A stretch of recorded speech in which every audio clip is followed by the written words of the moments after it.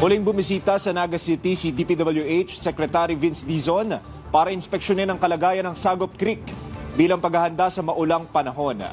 Pinagtulungan ng DPWH at Naga City LGU ang paglilinis at dredging sa creek, kung saan kasama ng kalihim sa Oplan kontrabaha si Mayor Lenny Robredo.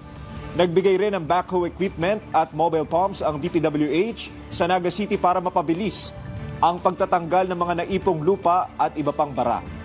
Ang Sagop Creek ang naging pilot testing site ng Oplan kontrabaha na inisyatibo ni Pangulong Ferdinand Marcos Jr. na nag-umpisa nitong Pebrero.